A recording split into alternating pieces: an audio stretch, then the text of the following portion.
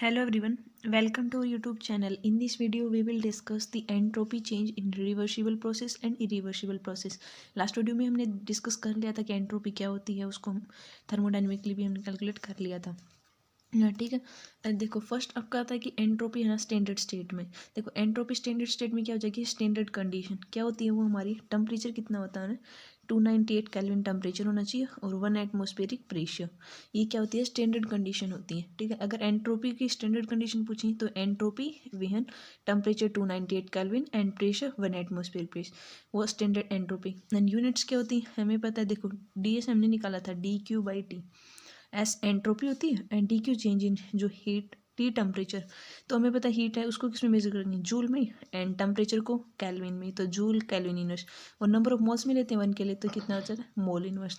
तो joule kelvin inverse mole inverse. ठीक है, अब देखिए हमें देखना है कि एंट्रोपी चेंज इन रिवर्सिबल और इरिवर्सिबल उनके लिए कैलकुलेट करेंगे।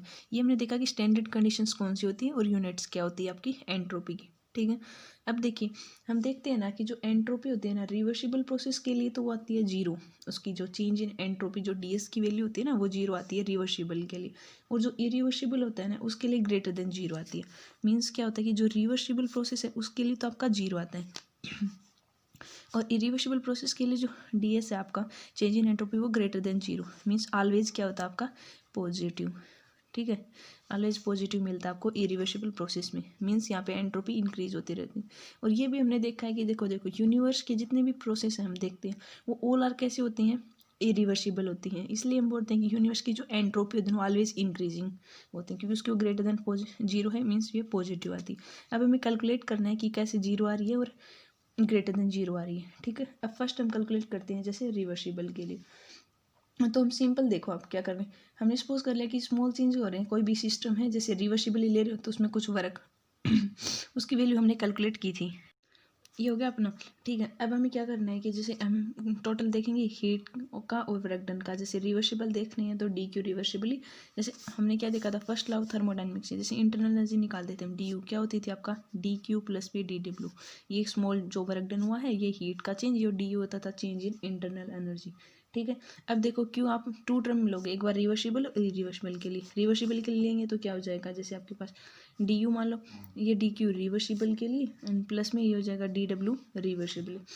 एक बार हम क्या किसके लिए ले लेंगे, इरिवर्सिबल के लिए, तो ये क्या हो जाएगा DQ इरिवर्सिबल प्लस में DW इरिवर्सिबल, जो भी आपका प्रोसेस है। ठीक है, ये कर रहे हैं कि यहाँ पे हीट कितनी अब्जॉर्ब हो रही है सिस्टम जब रिवर्सिबल पे DQ के मीन्स, और यहाँ पे जब इरिवर्सिबली प्रोसेस है आपका। अब देखो ये भी DQ ये भी DU के इक्वल है एंड ये भी, तो दोनों को कंपेयर कर सकते हैं इक्वेशन, इसको फर्स्ट एंड सेकंड कंपेयर करेंगे तो क्या आ जाएगा, देखो DQ रिवर्सिबल प्लस में DW reversible equal to DQ irreversible plus में DW इरिवर्सिबल, ये दोनों इक्वल आ गया। तो वर्क डन को एक सेपरेट कर लो, हीट को अलग कर लो, तो ये हो जाएगा DQ रिवर्सिबल, इस साइड लेके आएंगे तो माइनस का माइनस DQ इरिवर्सिबल, किसके इक्वल आ गया, वर्क डन प्लस का माइनस, तो DW ये हो जाएगा रिवर्सिबल प्लस में वर्क डन इरिवर्सिबल। ठीक है, इसको हम ये लिख सकते हैं। अब हमें पता है कि जो हीट का जो अब्जॉर्ब होता है ना वो रिवर्सिबल में ग्रेटर होता है इरिवर्सिबल प्रोसेस की वजह, वो हम डिस्कस कर चुके हैं थर्मोडायनेमिक्स की वीडियोस में, वो आप देख सकते हो चैनल प्लेलिस्ट में। ठीक है, अब हमें पता है क्या कि DQ रिवर्सिबल होता है ना वो ग्रेटर होता है किसी DQ इरिवर्सिबल से। ठीक है, अब हम क्या करेंगे, इस इक्वेशंस को T से डिवाइड कर दो बोथ साइड, कुछ इफेक्ट नहीं पड़ेगा, तो क्या हो जाएगा, देखो DQ reversible by T greater than DQ irreversible by T। ठीक है, और हमने देखा था कि जो DQ/T होता है वो क्या होता है आपके पास DS मीन्स एंट्रोपी। तो इसको हम क्या लिख सकते हैं, DS ये हो जाएगा DS, वो ग्रेटर देन हो जाएगा DQ इरिवर्सिबल बाई T। ठीक है, ये हो गया DS, ये ग्रेटर देन। अब DQ किसके इक्वल होता है, DU, यहाँ से वैल्यू निकालेंगे DQ की तो DU माइनस DW, तो यहाँ पुट कर देंगे तो कितना आ जाएगा DU माइनस में DW, कौन सा रिवर्सिबली, और बाई हो जाएगा T। ठीक है, अब देखो कोई भी अगर आइसोलेटेड प्रोसेस है तो हमें पता है कि वहाँ पे एंट्रोपी का एक्सचेंज नहीं होगा, कोई भी अन्य एनर्जी का एक्सचेंज नहीं होगा। मीन्स वहाँ पे आपके पास DQ भी जीरो हो जाएगी और वर्क डन भी जीरो है एंड ना ही उसमें इंटरनल एनर्जी का चेंज होगा। ये ऑल थिंग्स यहाँ पे पुट करें तो DU भी जीरो DW की भी जीरो, एक जीरो, तो क्या आ जाएगी आपके पास टर्म DS। देखो रिवर्सिबल किसके इक्वल आ गया, जीरो के, एंड इरिवर्सिबल वाले में करेंगे तो कब क्या आ जाएगा DS इरिवर्सिबल, ये आ गया आपके पास ग्रेटर देन जीरो। तो हमने क्या देखा यहाँ पे, जो एंट्रोपी था रिवर्सिबल को तो आपके पास जीरो आ रही है, एंड जो एंट्रोपी हम देख रहे हैं कि जो इरिवर्सिबल प्रोसेस है वो किसके इक्वल आ गई, ग्रेटर देन जीरो। इतने थिंग्स कर लिए हमने। तो हमने यही शो करना था कि जो एंट्रोपी होती है ना रिवर्सिबल में तो जीरो के इक्वल आती है, मीन्स कोई भी चेंज नहीं होता है एंट्रोपी का, और जो इरिवर्सिबल प्रोसेस होता है वो ग्रेटर देन जीरो, मीन्स वो ऑलवेज इंक्रीज होती है। सिंपल वैसे एंट्रोपी का मीन्स होता है रैंडमनेस कितनी है उसमें। हम करते हैं ना, जैसे आपके पास तीन है, सॉलिड है, जैसे लिक्विड है, गैस है। अब देखो सॉलिड में परफेक्ट रेंज में, तो यहाँ पे रैंडमनेस बिल्कुल नहीं होती।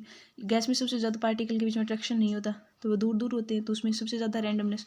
तो हम बोलते हैं कि गैस की सबसे ज़्यादा entropy, then liquid, then solid. तो वैसे ही हमें प्रोसेस में देखनी होती है थर्मोडाइनमिक्स में। तो हमने देख लिया कि रिवर्सिबल में कुछ भी चेंज नहीं होता, मीन्स जो चेंज इन एंट्रोपी है वो जीरो होती है आपके पास, और इरिवर्सिबल में ग्रेटर देन जीरो। तभी हम बोलते हैं कि यूनिवर्स की जो एंट्रोपी होती है ना वो ऑलवेज इंक्रीज होती है, क्योंकि हमें पता है कि वैसे यूनिवर्स किसके इक्वल होता है, जो सिस्टम का और प्लस में सराउंडिंग कितना है। ठीक है, तो सिस्टम जो रिवर्सिबल में सिस्टम और इरिवर्सिबल तो इक्वल हो जाती है, तो यहाँ पे जो एंट्रोपी यूनिवर्स की है वो भी greater than zero, means always positive, वो चेंज होती रहे। ठीक है, ये हमने देख लिया एंट्रोपी रिवर्सिबल के लिए। आई होप आपको समझ आया होगा। Thanks for watching my channel.